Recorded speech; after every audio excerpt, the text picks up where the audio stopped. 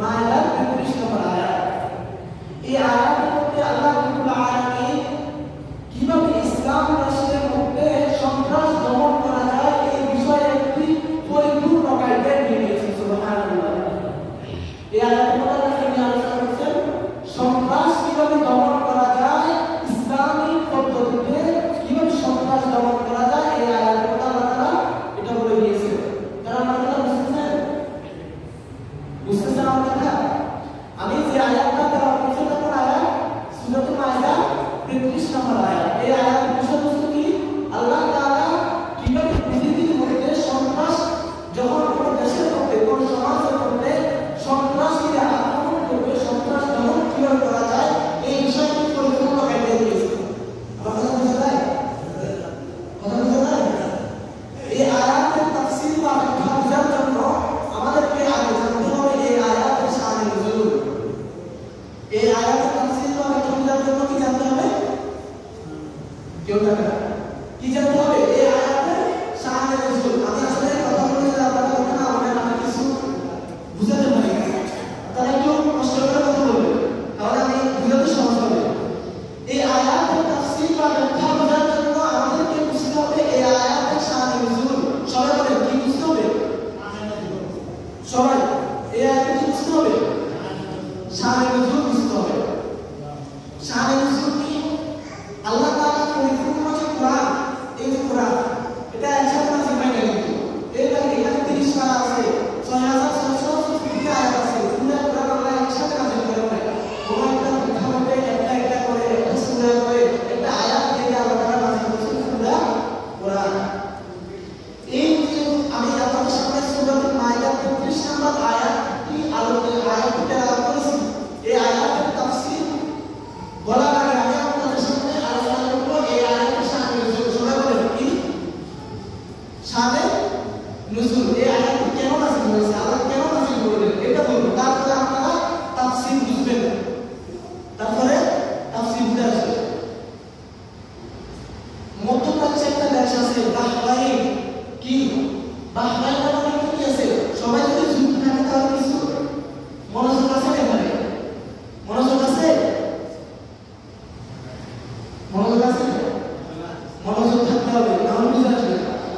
মধ্যপ্রাচ্যে একটা দেশ আছে কি বাহরাইন।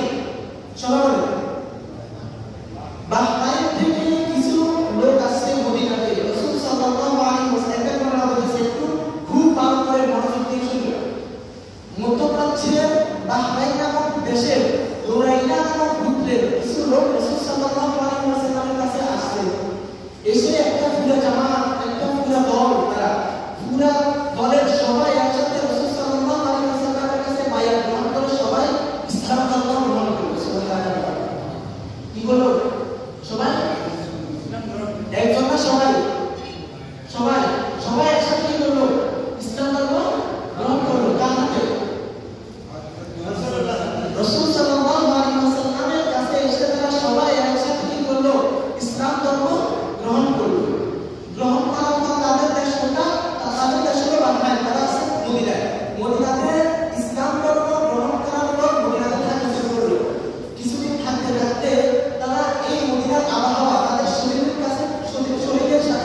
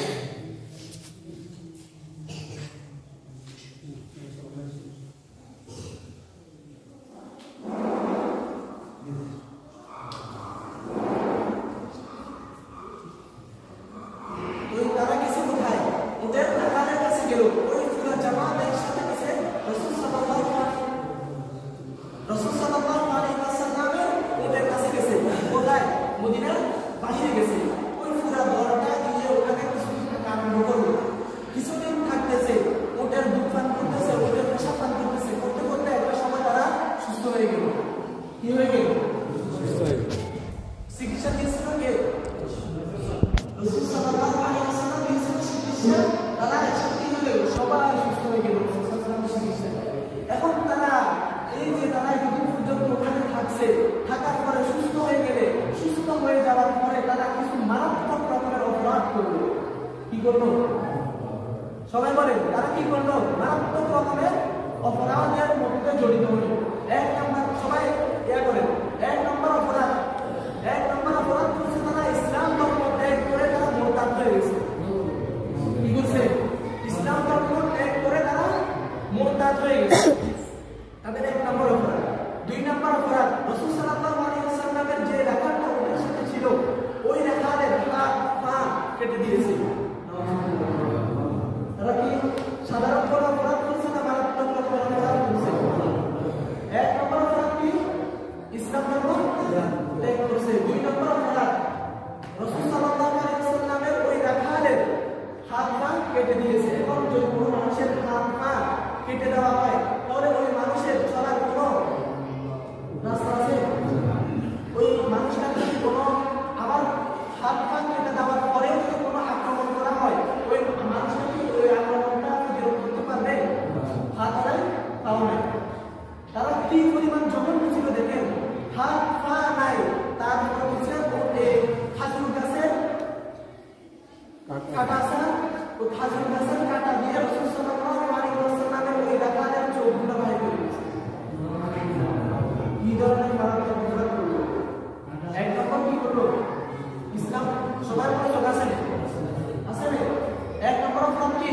ইসলাম ধর্ম ত্যাগ করে মুরতাদ হয়ে গেল। দুই নম্বর, রাসূল সাল্লাল্লাহু আলাইহি ওয়াসাল্লামের রাখালকে নিকৃষ্টভাবে হত্যা করলো। দুই নম্বর অপরাধ কি?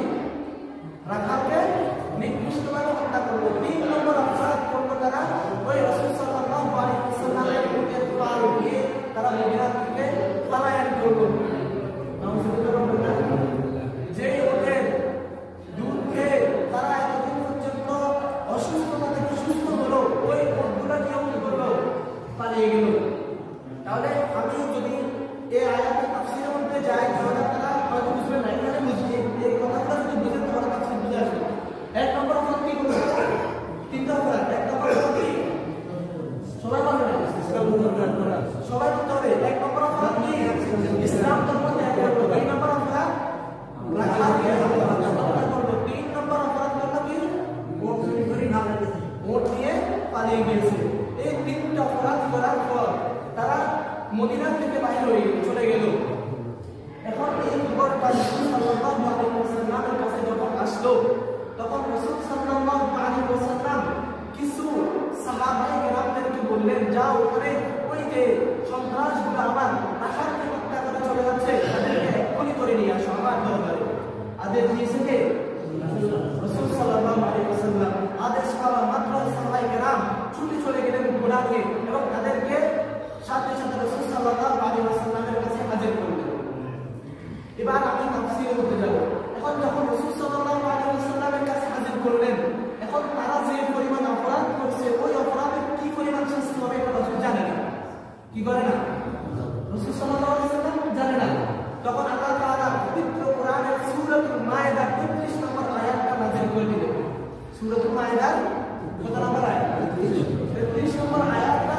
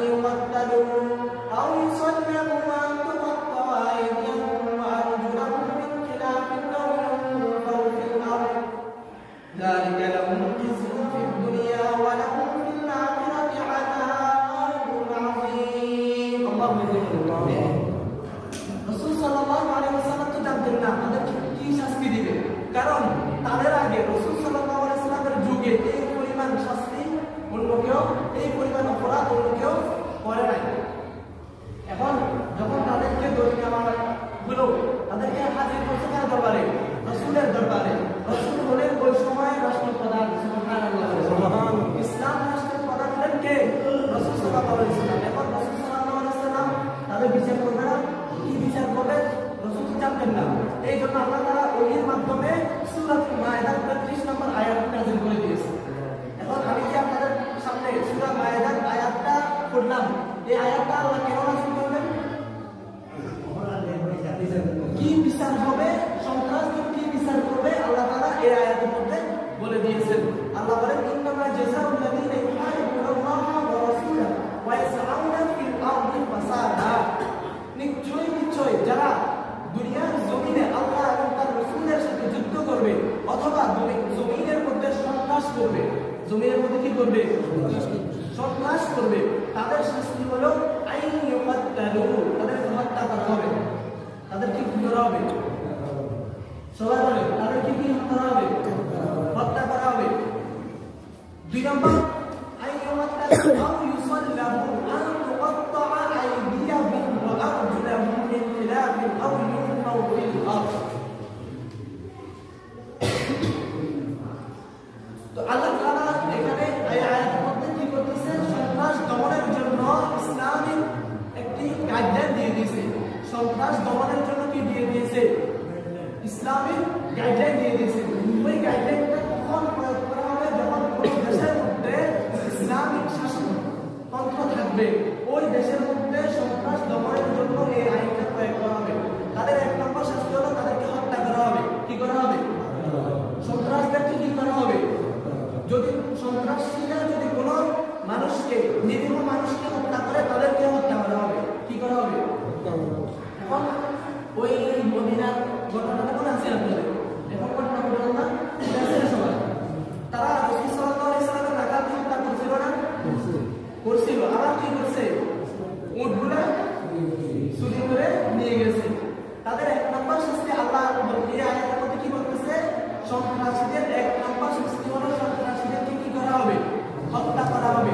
আও ইউসাল্লাবু আন তুকাত্তাআ আইদিহিম ওয়া আরজুলুহুম মিন খিলাফিন আও ইউনফাউ মিনাল আরদ, অথবা তাদেরকে শুলিতে চড়ানো হবে, অথবা তাদেরকে শুলিতে চড়ানো হবে। 2 নম্বর, 1 নম্বর হত্যা করা হবে, 2 নম্বর শুলিতে চড়ানো হবে, 3 নম্বর তাদের হাত পা অঙ্গগুলোকে বিপরীতভাবে কাটা হবে। ধরেন ডাইন হাত কাটলে বাম পা কাটা হবে, অথবা বাম হাত কাটলে ডাইন পা কাটা হবে। তাদের হাত পাকে বিপরীতভাবে কি করা হবে? কাটা হবে। কাদের শাস্তি এটা? কাদের শাস্তি? সন্ত্রাসীদের শাস্তি। কে বলতেছে? এটা কি মানুষের কথা না আল্লাহর কথা? আল্লাহ কোন জায়গায় বলছে? সূরাতুল মায়েদা ৩৫ নম্বর আয়াতের মধ্যে। এটা আমার বানানো কথা নয়। আপনাদের ঘরে যদি বাংলা কোনো কোরআন শরীফ থাকে, ওখানে গিয়ে দেখবেন সূরাতুল মায়েদা ৩৫ নম্বর আয়াতে কি তাফসীর আছে। তো 3 নম্বর শাস্তি হলো কি করা হবে? তাদেরকে হাত পা গুলোকে বিপরীতভাবে কি করা হবে? কাটা হবে। 4 নম্বর শাস্তি হলো তাদেরকে দেশান্তর করা হবে। হয়তো তাদেরকে সমাজ থেকে বাইরে করে দেওয়া হবে, অথবা রাষ্ট্র থেকে বাইরে করে দেওয়া হবে, অথবা জেলখানার মধ্যে বন্দী করা হবে। এই শাস্তি কাদের জন্য? সবাই বলেন কাদের জন্য? আমার কথা কি আপনারা বুঝেন? না বুঝলে সবাই আওয়াজ দেন না কেন? আমার কথা কি বুঝে যায়? আমি আয়াতটা বলছি যে এটা কোন সূরার আয়াত? সূরাতুল মায়েদা। সন্ত্রাস কারা? সন্ত্রাসীদের কিছু ব্যাখ্যা আমাদের জানা দরকার।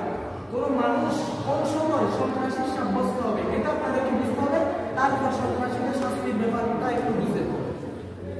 ধরেন কোন নিরীহ মানুষকে, অন্য কোন নিরীহ মানুষকে যদি কোনো মানুষ মারধর করে কোনো কারণ ছাড়া, এবং তারা যদি পুরো জামাত, সন্ত্রাসী হওয়ার জন্য 1 নম্বর শর্ত হলো তারা একজন না কয়েকজন হতে হবে, একটা জামাত হতে হবে। কি হতে হবে? কি হতে হবে? একটা দল হতে হবে। সন্ত্রাসী সাব্যস্ত হওয়ার জন্য 1 নম্বর শর্ত হলো একটা কি হতে হবে? দল হতে হবে। ধরেন আমাদের এখানে দোকান আছে না, দোকানের মধ্যে যদি একজন ব্যক্তি যদি একটা লাঠি নিয়ে যদি ওখানে মারধর করে আসে, সে কিন্তু সন্ত্রাসী না, সে কিন্তু কি না? সন্ত্রাসী না। কারণ সন্ত্রাস হওয়ার জন্য 1 নম্বর শর্ত হলো একজন না একটা দল হতে হবে। কি হতে হবে? সবাই বলেন কি হতে হবে? দল হতে হবে। 2 নম্বর শর্ত হলো তাদের কাছে অস্ত্র থাকতে হবে। কি থাকতে হবে? 2 নম্বর শর্ত হলো কি? অস্ত্র। ধরেন একটা মানুষ এখান দিয়ে যাচ্ছে, কয়েকজন মিলে তাদের ওই একটা মানুষকে মারল। এখন তাদের কাছে কিন্তু অস্ত্র নাই,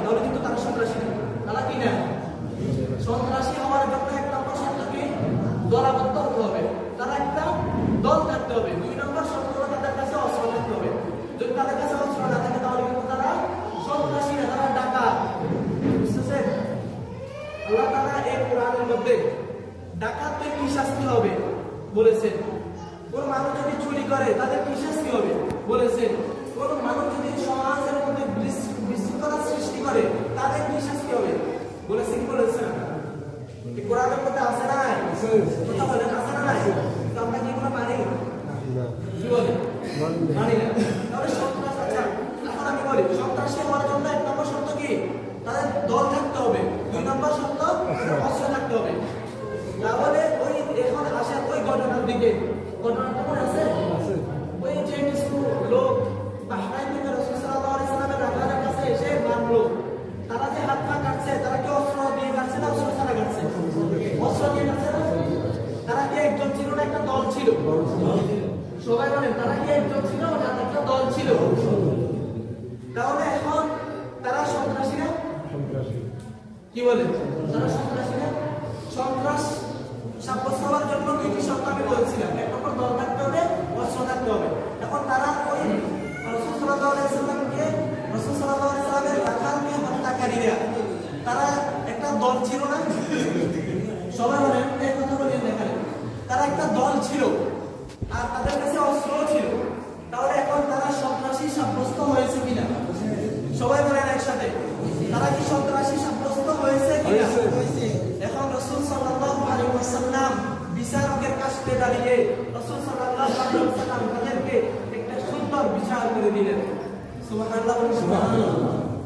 তারা যেহেতু সন্ত্রাসী তারা কয়েকটা অপরাধের মধ্যে জড়িত হলো, হত্যাও করলো লুটও করলো।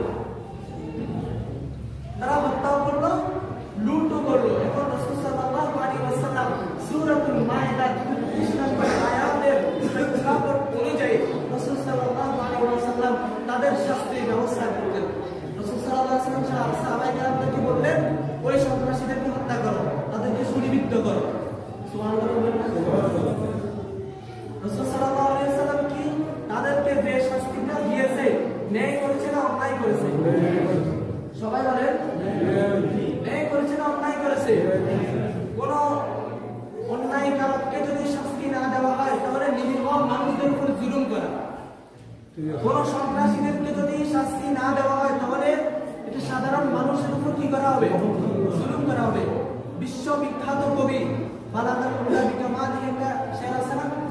ওই শেরের লেখক আল্লামা শেখ সাদি রাহমাতুল্লাহি আলাইহি উনি ওনার বিখ্যাত গ্রন্থ গুলিস্তার মধ্যে গুলিস্তার ৬ নম্বর অধ্যায়ের মধ্যে একটা কবিতা লিখেছেন। সে বলেছেন তারা আল্লাহর কলঙ্কে তেজ গন্ধা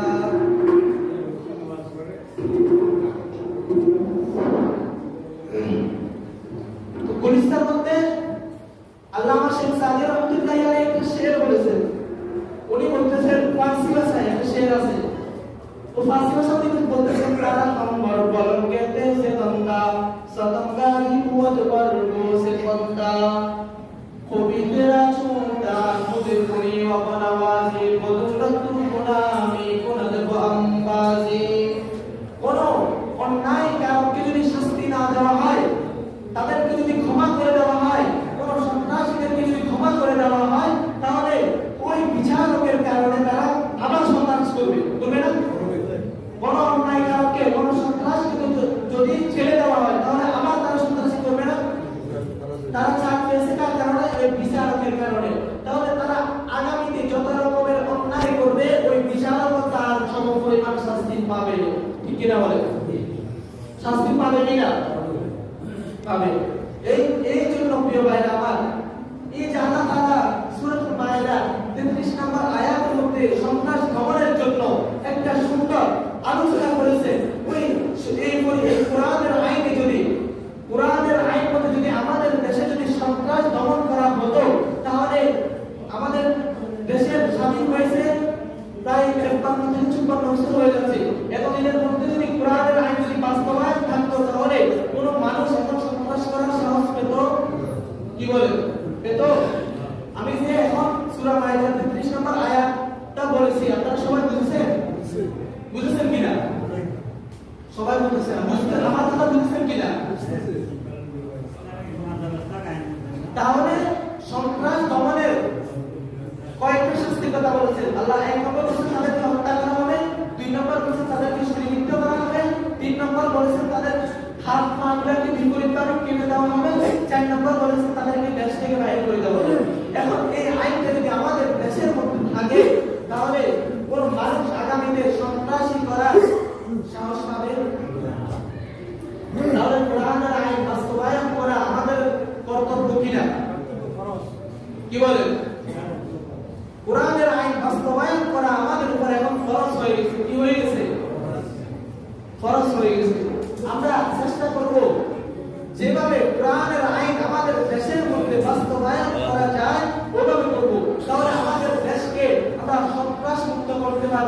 ডাকাত মুক্ত করতে পারবো এবং আমাদের সমাজকে বিশৃঙ্খলা থেকে মুক্ত করতে পারবো।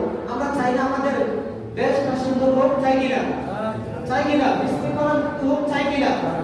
তাহলে একটা কথা মনে রাখবেন, দরকার প্রয়োজন এটা রেকর্ড করে রাখেন, যতদিন পর্যন্ত আমাদের দেশের মধ্যে কোরআনের আইন বাস্তবায়িত হবে না, যতদিন পর্যন্ত আমাদের দেশের মধ্যে কোরআন সুন্নাহ অনুযায়ী সংবিধান পরিচালিত হবে না, ততদিন পর্যন্ত আমাদের দেশটা বিশৃঙ্খলা মুক্ত হবে না। প্রিয় ভাইরা, এতক্ষণ পর্যন্ত আমি আলোচনা করছিলাম সূরাতুল মাইদার 25 নম্বর আয়াত। তাদের সবাই হয়তো বুঝে আসে না, যারা আগে আগে এসেছেন তারা সবাই হয়তো বুঝেছেন। এই আয়াতের ব্যাখ্যা করার আগে আমি শানে নজুল করেছি, শানে নজুল করার পর তারপর আমি এই আয়াতের ব্যাখ্যা করেছি। ব্যাখ্যা করার পর আমি সন্ত্রাস কারা, তাদের শর্ত কি, এগুলো সবগুলো বলেছি।